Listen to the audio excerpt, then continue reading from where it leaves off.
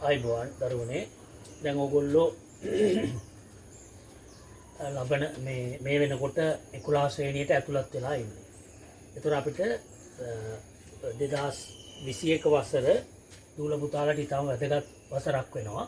මොකද ඕගොල්ලෝ අපසාමාන්‍ය පෙළ විභාගයට මුහුණ දෙන්නේ 2021 වසරේ.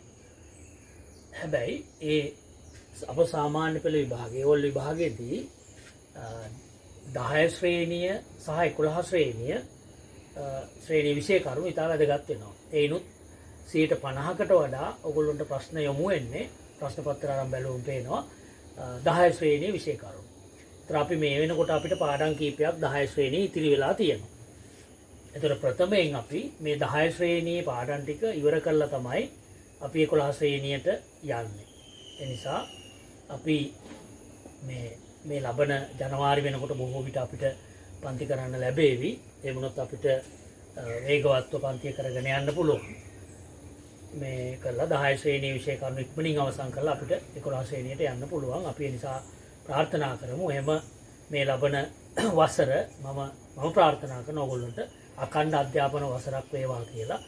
ඒ වගේම හැම කෙනෙක්ම අප සාමාන්‍ය පෙළ විභාගයට අද ඉඳලා සූදානම් වෙන්න. එතකොට මේ 10 ශ්‍රේණිය කරපු සියලුම විෂය කරුණු ඕගොල්ලන්ට අතිශයින් වැදගත් වෙනවා මේ විභාගෙදී. ඒ නිසා මම අද මේ ඔයගොල්ලන්ට ඉදිරිපත් කරන්නේ අපේ පදාර්ථයේ වෙනස් වීම කියන පාඩමේ යටතේ අවසානයේ අපිට ඉතිරි වෙලා තියෙනවා වායු කීපයක් නිෂ්පාදනය කිරීම සම්බන්ධ. ඒ කියන්නේ විද්‍යාගාරයේදී වායු පිළියෙල කිරීම සහ භාවිත. ඒ යටතේ හයිඩ්‍රජන් වායුව, ඔක්සිජන් වායුව, ඒ වගේම කාබන් ඩයොක්සයිඩ් වායුව කොහොමද විද්‍යාගාරයේදී අපි පිළියෙල කරගන්නේ? ඒ වගේම ඒ වායුන්ගේ භාවිතයන්, ප්‍රායෝගික භාවිතයන් හෙවත් ප්‍රයෝජන පිළිබඳ අපි අධ්‍යයනය කළ යුතුයි. ඒ නිසා මේ පදාර්ථයේ වෙනස් වීම කියන පාඩමේ මම මේ කොටස් කීපයකට බෙදලා කරලා ඇති. අවසානට කරලා ඇති 4 වෙනි කොටස. අද අපි මේකේ 5 වෙනි කොටස අපි කතා කරන වායු නිෂ්පාදන. ඒකෙත් අපි අද කතා කරන්නේ ප්‍රථමයෙන් හයිඩ්‍රජන් වායු නිපදවීම සම්බන්ධ.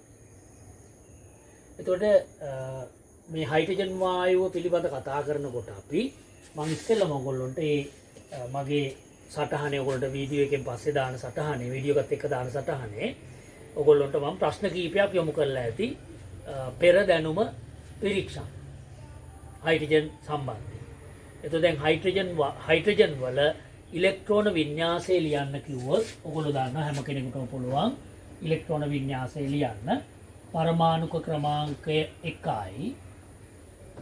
පරමාණුක ක්‍රමාංක 1යි. එතකොට පළවෙනි කවචයේ ඉලෙක්ට්‍රෝනය තියෙනවා.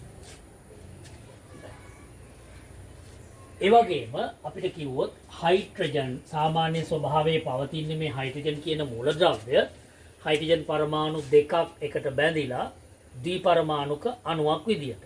ඒතර හයිඩ්‍රජන් අණුවක් සෑදෙන අයුරු H2 අණුවක් සෑදෙන අයුරු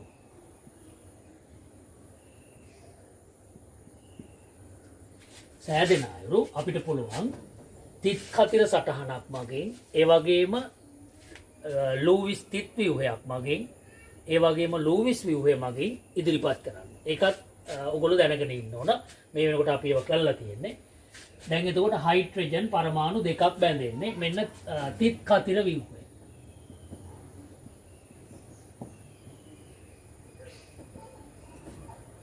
හයිඩ්‍රජන් එක පරමාණුවක් හවුලට දානවා ඉලෙක්ට්‍රෝන.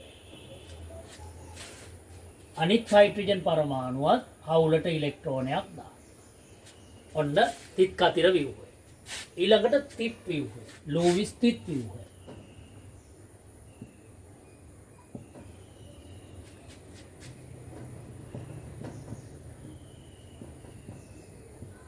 එතෙන්දී බන්ධන ඉලෙක්ට්‍රෝන බන්ධන වලට සහභාගී වෙන ඉලෙක්ට්‍රෝන සියල්ල අපි තිත් වලින් නිරූපණය කරනවා. ඒතර මෙතන බන්ධන ඉලෙක්ට්‍රෝන යුගලයිනේ පුතේ තියෙන්නේ. ඔන්න හයිඩ්‍රජන් ඒ ඉලෙක්ට්‍රෝන දෙකම අපි තිත් වලින් නිරූපණය කරනවා. මේක තමයි ලූවිස් තිත් ව්‍යුහය. ඒතර ලූවිස් ව්‍යුහය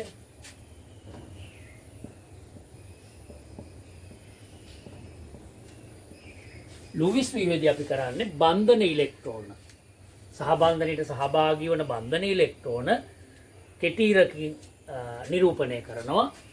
බන්ධන වලට සහභාගී නොවි ඉලෙක්ට්‍රෝන තියෙනවා නම් යුගල් වශයෙන් එකසර යුග්ම ඒවා තිත් වලින් නිරූපණය කරනවා. ඒතර හයිඩ්‍රජන් වල එහෙම ඉලෙක්ට්‍රෝන ඉතුරු වෙන්නේ නැහැ නේ එකසර යුග්ම. ඒ නිසා මෙන්න මේ විදිහට අපිට ලූවිස් ව්‍යුහය ඉදිරිපත් කරන්න පුළුවන්.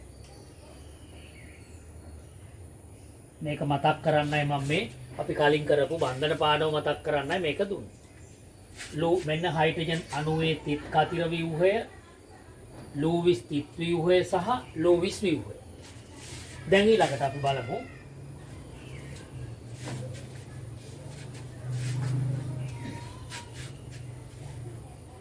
ඔයගොල්ලෝ මතක ඇති මවුල පාඩම. එතෙන්දී අපෙන් ඇහුවොත් හයිඩ්‍රජන් වල පරමාණු මෞලික ස්කන්ධයත් අණු මෞලික ස්කන්ධයත් ඉදිරිපත් කරන්න කියලා.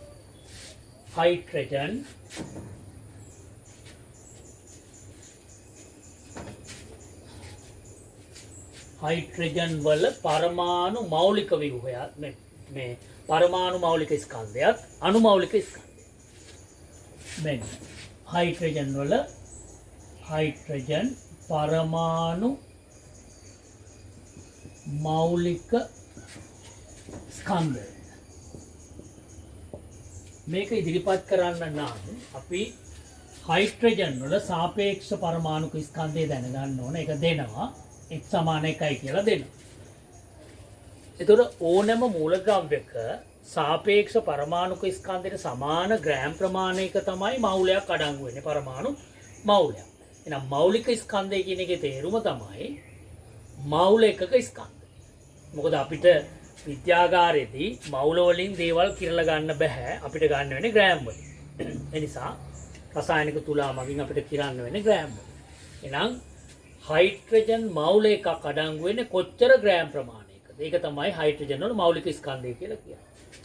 ඕනෑම මූලද්‍රව්‍යක හයිඩ්‍රජන් විතරක් නෙමෙයි ඕනෑම මූලද්‍රව්‍යක සාපේක්ෂ පරමාණුක ස්කන්ධයට සමාන ග්‍රෑම් ප්‍රමාණයක තමයි හයිඩ්‍රජන් ඒ කියන්නේ මූලද්‍රව්‍යයේ පරමාණු මෞලයක් අඩංගු වෙන්නේ. ඒ නිසා හයිඩ්‍රජන් වල පරමාණු මෞලික ස්කන්ධය සමාන වෙනවා මෞලයට ග්‍රෑම් 1. මෞලයට ග්‍රෑම් 1. ඔක තමයි හයිඩ්‍රජන් වල මෞලික ස්කන්ධය. ඒ කියන්නේ හයිඩ්‍රජන් පරමාණු 6.02 වැඩි කිරීම 1023ක ප්‍රමාණයක ස්කන්ධය ග්‍රෑම් 1. ඊළඟට හයිඩ්‍රජන් අණු මෞලික ස්කන්ධය.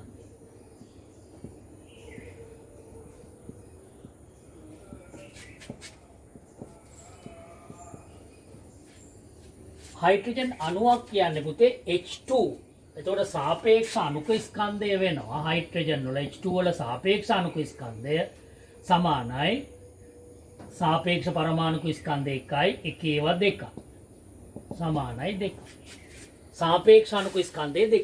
එතකොට ඕනෑම අණුවක සාපේක්ෂ අණුක ස්කන්ධයක සමාන ග්‍රෑම් ප්‍රමාණයක එම සංයෝගයේ එහෙම නැත්නම් එම මූලද්‍රව්‍යයේ අණු තියනවා මෞලයක්. එහෙනම් හයිඩ්‍රජන් අණු මෞලයක් අඩංගු වෙන්නේ ග්‍රෑම් 2ක. ඒ නිසා හයිඩ්‍රජන් වල අණු මෞලික ස්කන්ධය වෙන්නේ මෞලයට ග්‍රෑම් 2. මේ වගේ ඕගොල්ලෝ කරලා ඇති. මොකද දැන් හුඟක් මේ වයින් ඈත් වෙච්ච නිසායි මම මේ හයිඩ්‍රජන් වායුව පිළියෙල කිරීම සහ භාවිත යටතේ ඒක බොහොම පහසුවෙන් අපිට අධ්‍යයනය කරන්න තේරුම් ගන්න පුළුවන් දෙයක්. මේව මතක් කරගන්න. ඒ වගේම අපෙන් ඇහුවොත් අපි හිතමු හයිඩ්‍රජන් අණුවක ස්කන්ධය ගණනය කරන්න කිව්වොත් මම කියලා ඇති මෞල ගණන් හදනකොට පුතේ මේ මෞලික ස්කන්ධයෙන් යන්නේ එතකොට කිසි ගැටලුවක් මතුවෙන්නේ නැහැ. අපෙන් අහනවා හයිඩ්‍රජන් අණුවක ස්කන්ධය. දැන් මේ තියෙන්නේ ග්‍රෑම් 2යි කියන්නේ පුතේ හයිඩ්‍රජන් අණුවක ස්කන්ධයද? නැහැ. මෞල එකක ස්කන්ධය මෞලයට ග්‍රෑම්. එතන මෞලයක් කියලා කියන්නේ හයිඩ්‍රජන් අණු 6.02 වැඩි කිරීම 1023ක ප්‍රමාණය. එහෙනම් හයිඩ්‍රජන් අණුවක ස්කන්ධය ගණනය කරන්නේ මෙහෙමයි. H2 අණු 6.02 වැඩි කිරීම 1023ක ස්කන්ධය තමයි ග්‍රෑම් 2ක් වෙන්නේ. හයිඩ්‍රජන් අණු මවුල එකක ස්කන්ධය තමයි ග්‍රෑම් 2ක් වෙන. මෙන්න මෙච්චර අණු ප්‍රමාණයක ස්කන්ධයේ ග්‍රෑම් 2යි නම් එක හයිඩ්‍රජන් අණුවක ස්කන්ධය බලන්න. එම නිසා හයිඩ්‍රජන් අණු එකක් සමාන වෙනවා ග්‍රෑම් 2 බෙදීම 6.02 වැඩි කිරීම 10/23. පැහැදිලිද? ඔය ටික මතක් කරේ මම. ඔයගොල්ලෝ මවුල පාඩම රසායන මූලද්‍රව්‍ය පාඩම අපි කරලා තිබුණේ. ඒ නිසා මේවා මතක් කරගන්නයි මම මේක ප්‍රශ්න ටික ඔයගොල්ලෝ යමු කරේ. ඊළඟට අපි බලමු මේ හයිඩ්‍රජන් වායුවේ ලක්ෂණ, භෞතික සහ රසායනික ලක්ෂණ. H2 වායුවේ භෞතික සහ රසායනික ලක්ෂණ.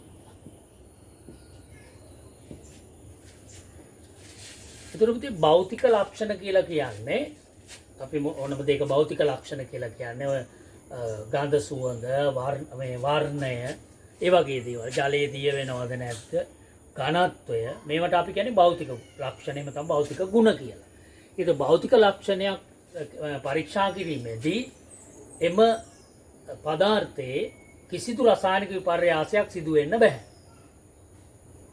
ඒ කියන්නේ සංයුතිය වෙනස් කරන්නේ නැතුව යම් පදාර්ථයක අපිට පරීක්ෂා කරන්න පුළුවන් ලක්ෂණ වලට කියන්නේ භෞතික ලක්ෂණ. යම් ලක්ෂණයක් අපි පරීක්ෂා කරනකොට ඒ පදාර්ථයේ රසායනික වෙනස් වීමක් සිදු වෙනවා නම් එහෙම පරීක්ෂා කරන ලක්ෂණ වලට කියන්නේ රසායනික ලක්ෂණ.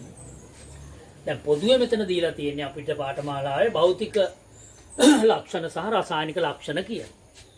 දැන් එතකොට හයිඩ්‍රජන් වායුව අපි දන්නවා අවර්ණ. අවර්ණයි මේක භෞතික ලක්ෂණය. එහෙම තමයි භෞතික ගුණය. ගන්ධයකින් තොර.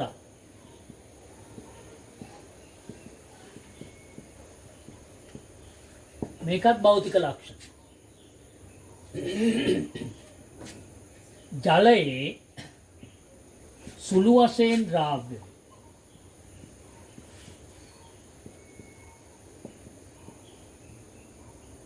ජලයේ සුළු වශයෙන් ද්‍රව්‍ය. මේකත් එතකොට භෞතික ලක්ෂණය. එහෙම නැත්නම් භෞතික ගුණයක්. වාත සාමාන්‍ය වාතයට වඩා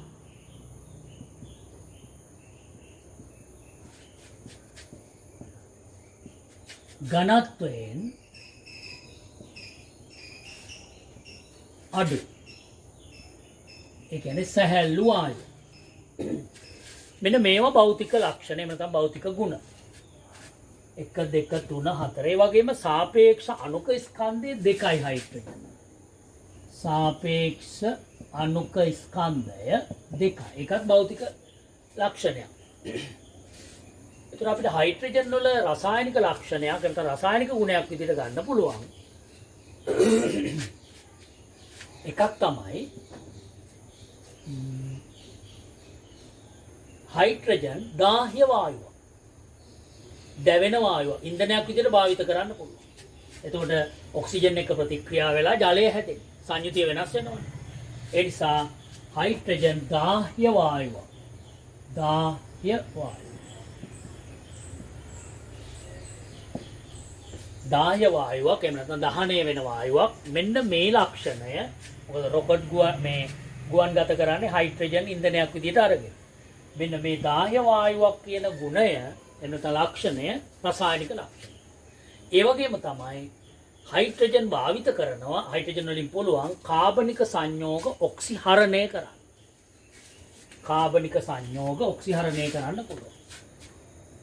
හයිඩ්‍රජන් වල.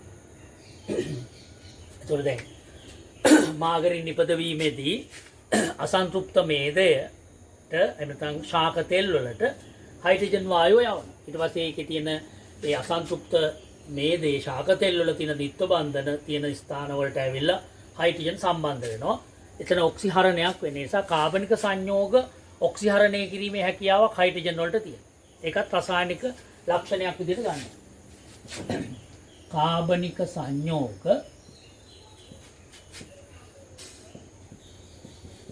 ඔක්සිහරණය කිරීම. ඔක්සිහරණය කිරීම මේකත් අපිට ඕන්නම් මෙන්න මේ අවසානයේ කියපු දෙක මෙන්න මේ දෙක රසායනික ලක්ෂණ එහෙම නැත්නම් රසායනික ගුණ විදියට ගන්න පුළුවන් හයිඩ්‍රජන් වායු. දාහ්‍ය වායුවක් වීම කාබනික සංයෝග ඔක්සිහරණය කිරීම. හයිඩ්‍රජන් වල රසායනික ලක්ෂණ විදියට අපිට ගන්න පුළුවන්. මම සටහන දාන්න නිසා මේව ඔයගොල්ලෝ දැන් ලියා ගන්න අවශ්‍ය වෙන්නේ නැහැ. දැන් අපි බලමු හයිඩ්‍රජන් වායුව කොහොමද අපි විද්‍යාගාරයේදී නිපදවන්නේ. පිළියෙල කරමු. හයිඩ්‍රජන් වායුව කොහොමද අපි විද්‍යාගාරයේදී හයිඩ්‍රජන් වායු සාම්පලයක් අපි පිළියෙල කරගන්නේ. ඒ සඳහා අපි භාවිත කරනවා ලෝහ සහ අම්ල අතර ප්‍රතික්‍රියා. අපි දන්නවා ලෝහ තනුකාම්ල සමග ප්‍රතික්‍රියා කරලා හයිඩ්‍රජන් වායුව පිට කරනවා. අන්නේ ප්‍රතික්‍රියා අපිට යොදා ගන්න පුළුවන්. එතකොට ඔයගොල්ලෝ දන්නවා සක්‍රියතා ශ්‍රේණියේ දැනුමත් එක්ක හැම ලෝහයක්ම තනුකාම්ලත් එක්ක ප්‍රතික්‍රියා වෙන්නේ නැහැ. සක්‍රියතා ශ්‍රේණියේ හයිඩ්‍රජන් වලට වඩා ඉහළින් තියෙන ලෝහ තමයි තනුකාම්ලත් එක්ක ප්‍රතික්‍රියා වෙලා හයිඩ්‍රජන් වායුව පිට කරනවා. ඒ නිසා අපි සක්‍රියතා ශ්‍රේණියේ ඉහළින් තියෙන සිංක් ලෝහය ඒ වගේම මැග්නීසියම් වැනි ලෝහ අපිට පුළුවන් තනුක අම්ල සමග ප්‍රතික්‍රියා කරවලා හයිඩ්‍රජන් වායුව නිපදව ගන්න විද්‍යාගාරය. එතකොට සිංක් ලෝහයත් එක්ක අපි හිතමු තනුක හයිඩ්‍රොක්ලෝරික් අම්ලය ප්‍රතික්‍රියා වුණොත් මෙතෙන්දි හැදෙනවා සිංක් වල ලවණය සිංක් ක්ලෝරයිඩ් හැදෙනවා.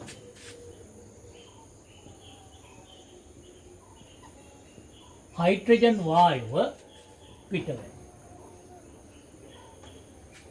එතන මේක ඒක විස්ථාපන ප්‍රතික්‍රියා ගණයට වැටෙන්නේ මේ ප්‍රතික්‍රියා. මොකද සිංක් මගින් හයිඩ්‍රජන් පළවා හරින. මේක පුතේ තුලිත නැහැ. ඔයගොල්ලෝ සමීකරණ තුලිත කිරීම පිළිබඳ හැම ප්‍රතික්‍රියාවකදීම අවධානය යොමු කරන්න. සිංක් පරමාණු මේ ප්‍රතික්‍රියක පැත්තේ එකයි මේ පැත්තෙත් එකයි. හයිඩ්‍රජන් එකයි මේ පැත්තේ දෙකයි. ක්ලෝරීන් එකයි මේ පැත්තේ ක්ලෝරීන් දෙකක් තියෙනවා. ඒ නිසා අපිට පුළුවන් මෙන්න මෙතෙන්ට දෙකක් දැම්මම ඒ දෙක හයිඩ්‍රජන් වලටත් අයිති ක්ලෝරීන් වලටත් අයිති. දැන් සමීකරණය තුලිතයි.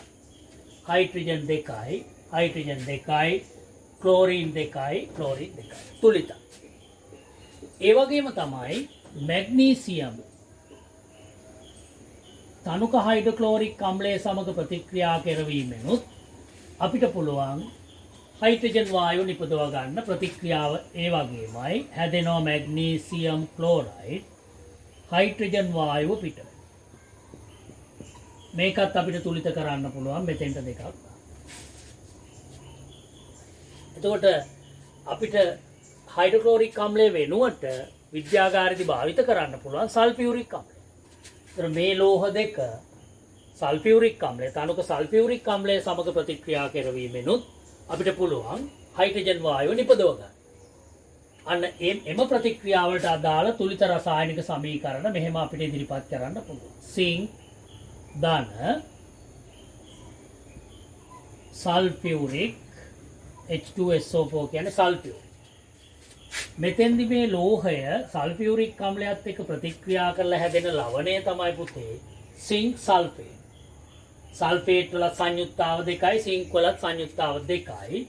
ඒ නිසා සූත්‍රය වෙන්නේ ZnSO4 හයිඩ්‍රජන් පිට වෙනවා.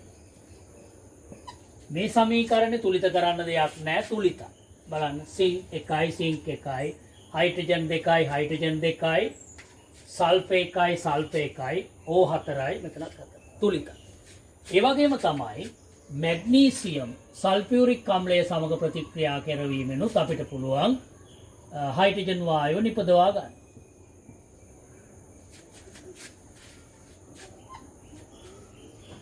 මෙතෙන්දී හැදෙන ලවණය දැන් කියන්න පුළුවන් ඔයගොල්ලන්ට මැග්නීසියම් සල්ෆේට්.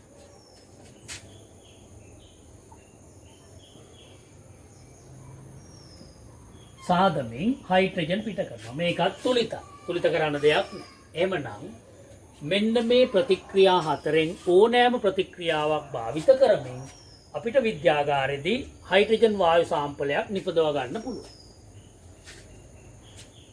හයිඩ්‍රජන් වායු සාම්පලයක් නිපදව ගන්න පුළුවන්. දැන් පුතේ අපිට යම් නලයකට අපි ලෝහ මේ අම්ලයක් අරගෙන ඒකට ලෝහ කැබලි දැම්මොත් නිපදෙන හයිඩ්‍රජන් එක සැරේ පිට වෙලා යනවා. ඒ නිසා අපි මේ හයිඩ්‍රජන් වායු සාම්පලයක් නිපදවනවා වගේම විද්‍යාගාරයේදී මේක එක්රැස් කරගන්න අපිට මෙන්න මේ වගේ උපකරණ ඇටවුමක් භාවිත කරන්න පුළුවන්. මොකද ඒ අම්ලය සහ ලෝහය ගැටෙනවත් එක්කම හයිඩ්‍රජන් නිපදෙනවා. ඒ නිපදෙන හයිඩ්‍රජන් අපිට ක්ෂණිකව එකතු කරගන්න වෙනවා. ඒ සඳහා මෙන්න මේ උපකරණ ඇටවුම අපිට භාවිත කරන්න පුළුවන්. අපි ගන්නවා මේ වගේ කේතු ප්ලාස්කුවක්.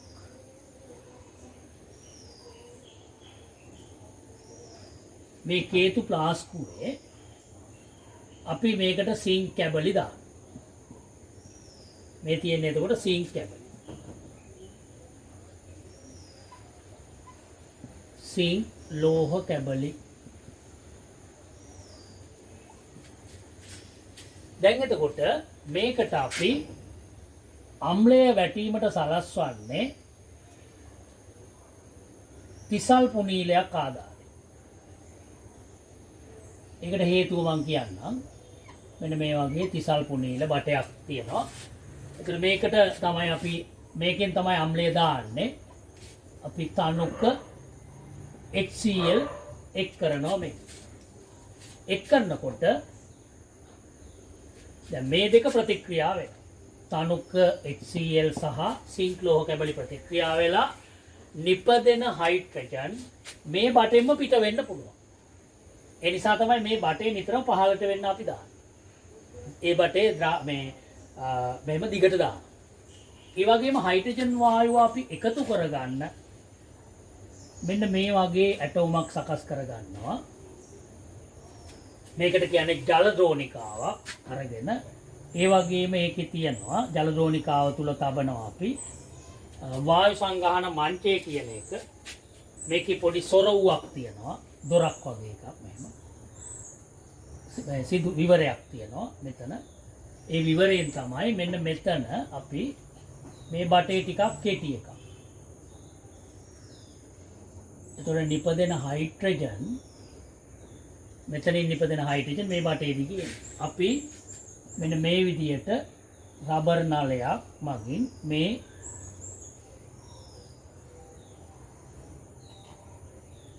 සොරවුව තුලට ඇතුල් කරනවා මේ වායු සංගහන මංචේ. මෙන්න මෙතන මේ විවරයක් තියෙන එතෙන්ට ඇතුල් කරනවා. මේක ජලයෙන් පුරවලා තියෙන්නේ. මේක තුල මූණින් අතට අපි නවනවා වායු සරාව.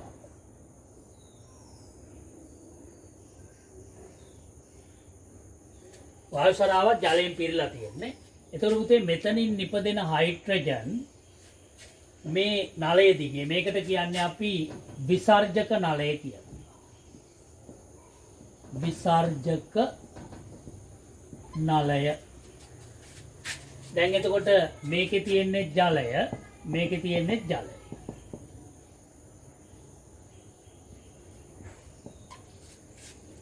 දැන් එතකොට මෙතන සිංක් ලෝහයයි තනුක HCl ප්‍රතික්‍රියා වෙලා නිපදෙන හයිඩ්‍රජන් මෙහෙම සරාව තුලට ඇතුල් වෙනකොට සරාවේ තිබෙන ජලය මෙන්න මේ ද්‍රෝණිකාව තුලට පහළින් පිට වෙනවා සරාවේ. එතකොට හයිඩ්‍රජන් වායුව මෙහෙම බුබුලු එළි එනවා. යනකොට මේ සරාව තුල මේ හයිඩ්‍රජන් වායුව එක්රැස් වෙනකොට සරාව තුල තියෙන ජලය පහළින් පිට වෙනවා. ඒතර වායුවක් එකතු කරගන්න මෙම ක්‍රමයට අපි කියන්නේ ජලයේ යටිකුරු විස්ථාපනය. මොකද සරාව තුලට වාතය ඇතුල් වෙනකොට සරාව තුල තිබෙන ජලය පහළින් පිට වෙනවා. යටිකුරුව පිට වෙනවා. මේකට කියන්නේ අපි ජලයේ යටිකුරු විස්ථාපනය. මෙතෙන්ට හයිඩ්‍රජන් එකතු වෙනවා. මේ ක්‍රමයට කියන්නේ පුතේ ජලයේ යටිකුරු විස්ථාපනය කියලා. ජලයේ යටිකුරු විස්ථාපනය. ජලයේ යටිකුරු විස්ථාපනය. එතකොට මේවා නම් කරන්න ඕන. මේක මේක ජල ද්‍රෝණිකාව. මේක මොකද්ද? ජල ද්‍රෝණිකාව. මේක වායු සංගහන මංචය. වායු සංගහන මංචය. මේක ජල ද්‍රෝණිකාව.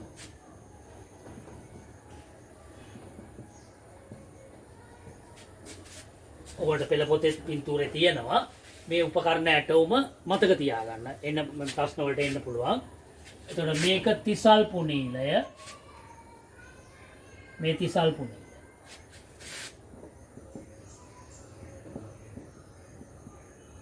මේක කේතු ප්ලාස්කුව. කේතු ප්ලාස්කුව.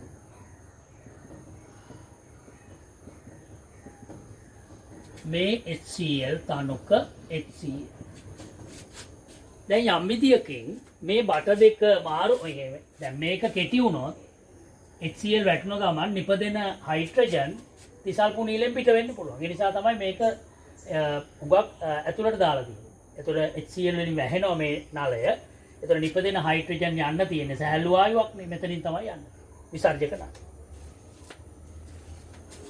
මෙන්න මේ විදියටයි අපි හයිඩ්‍රජන් වායු සාම්පලයක් නිපදවලා එක්ස්ට්‍රැක්ට් කරගන්න. ඒතර ඔයගොල්ලෝගෙන් අහන්න පුළුවන් මේ වගේ ඇටවුමක් දීලා මේ ෆ්ලාස්කුව තුල සිදුවන මේ හයිඩ්‍රජන් වායු නිපදවීමට අදාළ රසායනික ප්‍රතික්‍රියාව සඳහා තුලිත රසායනික සමීකරණය ඉදිරිපත් කරන්න කියලා. ඒතර ඔයගොල්ලන්ට පුළුවන් සිංක් ධන HCl හැදෙනවා සිංක් ක්ලෝරයිඩ් ඒ වගේම හයිඩ්‍රජන් පිට වෙනවා. මෙන්න මේ. මෙන්න ෆ්ලාස්කුව තුල සිදුවන හයිඩ්‍රජන් වායුව නිපදවීමට අදාළ ප්‍රතික්‍රියාව සඳහා තුලිත රසායනික සමීකරණ. දෙන්න දෙකක්. අපි කලිනුත් ඒ සමීකරණ ලිව්වා. මේකයි ප්‍රතික්‍රියාව. එතකොට මේ හයිඩ්‍රජන් වායුව එකතු කරගන්න මෙම ක්‍රමය අපි හඳුන්වන්නේ ජලයේ යටිකුරු විස්ථාපනය කියලා. එතකොට මේ ජලයේ යටිකුරු විස්ථාපනයෙන් ඔක්සිජන් එකතු කරගන්නත් පුළුවන්. කාබන් ඩයොක්සයිඩ් එකතු කරගන්නත් පුළුවන් හයිඩ්‍රජන් එකතු කරගන්නත් පුළුවන්. ඇත්තටම මේ විදිහට හයිඩ්‍රජන් එකතු කරගන්න පුළුවන් වෙලා තියෙන්නේ ඔයගොල්ලෝ හිතන්නේ මොන හයිඩ්‍රජන් වායුව සතු මොන ගුණයක් නිසා. හයිඩ්‍රජන් ජලයේ සුළු වශයෙන් ද්‍රාව්‍ය වෙන්නේ. ඒ නිසා මේකේ දිය වෙන්නේ නැහැ. ටිකයි බොහොම ටිකයි දිය වෙන්නේ. කෙලිම උඩට යන. හොඳින් දිය වෙන වායුවක් වුණා නම් අපිට මේ ක්‍රමෙන් එකතු කරගන්න බෑ. මොකද ජලයේ දිය වෙනවා මිසක් උඩට යන්නේ නැහැ. එනිසා හයිඩ්‍රජන් වායුව ජලයේ යටිකුරු විස්ථාපනයෙන් එකතු කරගන්න පුළුවන් වෙලා තියෙන්නේ හයිඩ්‍රජන් වායුව ජලයේ සුළු වශයෙන් ද්‍රාව්‍ය වායුවක් වීම නිසා. මේට අමතරව පුතේ අපිට හයිඩ්‍රජන් එකතු කරගන්න පුළුවන් තව ක්‍රමයක් තියෙනවා. මෙන්න මේ. අපි දැන් මේ විසර්ජක නලය අපිට පුළුවන් මෙන්න මේ වගේ සරාවක් අරගෙන ඒ විසර්ජක නලය මෙහෙම යවන්න පුළුවන් මේකට. එතකොට මේ හයිඩ්‍රජන් වායුව මෙතනින් එවනවා අපි මේ විසර්ජක නලේ. මෙතනින් ඉහළට යනවා H2. මොකද සැහැල්ලු වායුවක් නේ. සාමාන්‍ය වාතයට වඩා ඝනත්වයෙන් අඩු වායුවක්. මේක ඉහළ යනකොට මේකේ පිරලා තියෙන්නේ මොනවද? වායුගෝලීය වාතය. එතකොට හයිඩ්‍රජන් වායුවට ඉඩ දෙන්න ඕන නිසා ඒක උඩටනේ යන්නේ. මේක ඇතුලේ පිරලා තියෙන වාතය මෙහෙම යටින් පිට වෙනවා. යටිකුරුව පිට වෙනවා. එහෙනම් හයිඩ්‍රජන් මේ විදිහටත් එකතු කර ගන්න පුළුවන්. සාමාන්‍ය වාතයට වඩා ඝනත්වයෙන් අඩු වායුවක් වීම නිසා. මේ ක්‍රමයට ඔයගොල්ලෝ නමක් යෝජනා කරන්න. මේකෙදි හයිඩ්‍රජන් වායුව ඉහළට යනකොට මේ වායු සරාව තුල පිරලා තියෙන ජලය පහළින් පිට වෙනවා. මේක ජලයේ යටිකුරු විස්තර. මෙතෙන්දි හයිඩ්‍රජන් ඉහළට යනවා. සරාව තුල පිරලා තියෙන වාතය පහළින් පිට වෙනවා. මේකට කියන්නේ වාතයේ යටිකුරු විස්ථාපන. මොකද පුතේ? වාතයේ යටිකුරු විස්ථාපන. එහෙමනම් හයිඩ්‍රජන් අපිට එකතු කරගන්න පුළුවන් මේ විදිහට. වාතයේ යටිකුරු විස්ථාපන. වාතයේ යටිකුරු විස්ථාපනය මගිනුත් අපිට හයිඩ්‍රජන් වායුව එකතු කරගන්න පුළුවන්. ජලයේ යටිකුරු විස්ථාපනයනුත් එකතු කරගන්න පුළුවන්.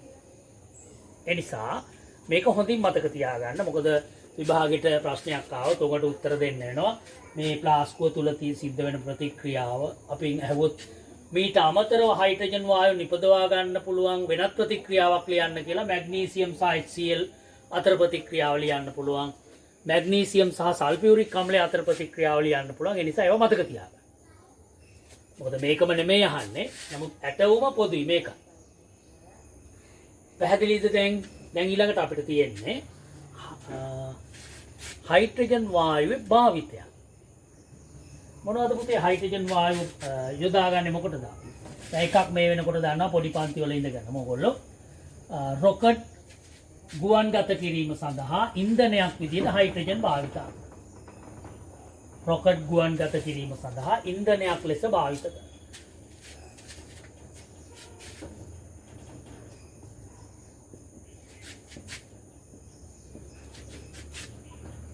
ඉන්ධනයක් ලෙස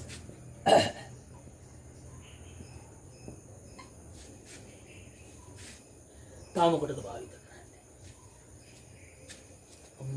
තව භාවිත කරනවා ශාක තෙල් වලින් මාගරින් නිපදවීම.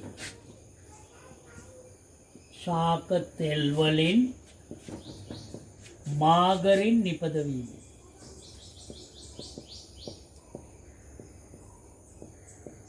භාවිත කරනවා.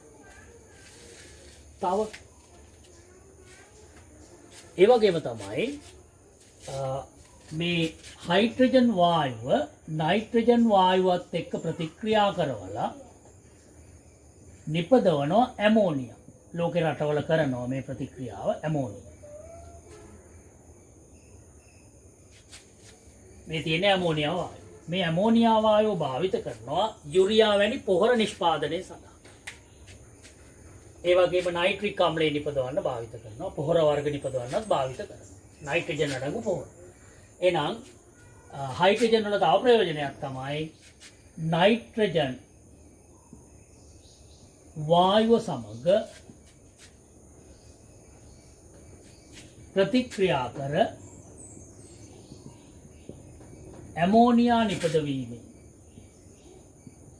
ඇමෝනියා නිපදවීමේ භාවිත කරනවා. ඒ වගේම හයිඩ්‍රජන් වායුව භාවිත කරනවා කාබනික සංයෝග ඔක්සිහරණය කිරීම සඳහා. මම අර රසායනික ලක්ෂණයක් විදිහට කිව්වේ. කාබනික සංයෝග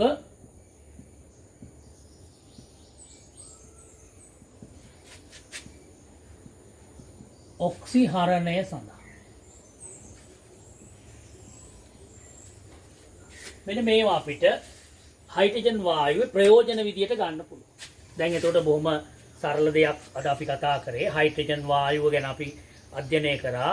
ඒ වගේම හයිඩ්‍රජන් කියන මූලද්‍රව්‍ය පිළිබඳවත් අපි පෙර දැනුම මතක් කරගත්තා.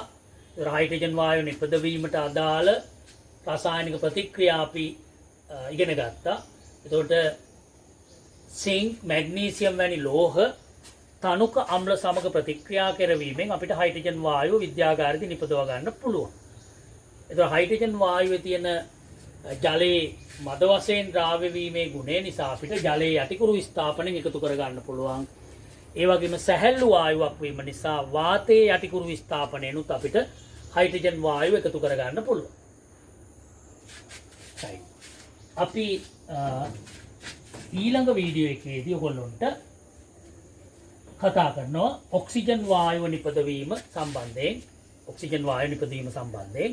ඒ වගේම පුතේ මම ඔයගොල්ලන්ට මම බලාපොරොත්තු වෙන හැම සතියකම නැවත පන්ති පටන් ගන්නකම් ඔයගොල්ලන්ට බහුවර්ණ පේපරයකුත් නැත්නම් ප්‍රශ්න පත්‍රයකුත් දාන්න. දැන් ඒකත් මේකම මේ පාඩම හයිඩ්‍රජන් වායුව පිළියෙල කිරීම සහ භාවිත පිළිබඳ මේ කතා කරපු වීඩියෝ එකත් එක්කම ඒ පේපරෙත් ඔයගොල්ලන්ට දානවා. ඒකට ඔයගොල්ලෝ උත්තර ලකුණු කරලා ළඟ තියාගන්න. පන්තිය නැවත පටන් ගත්තම ඒවා ෆයිල් එක දාගෙන අරගෙන එන්න අපිට පුළුවන් ඒවා සාකච්ඡා කරන්න. එහෙමනම් අපි ඊළඟ වීඩියෝ එකේදී හමු වෙමු. ආයුබෝවන්.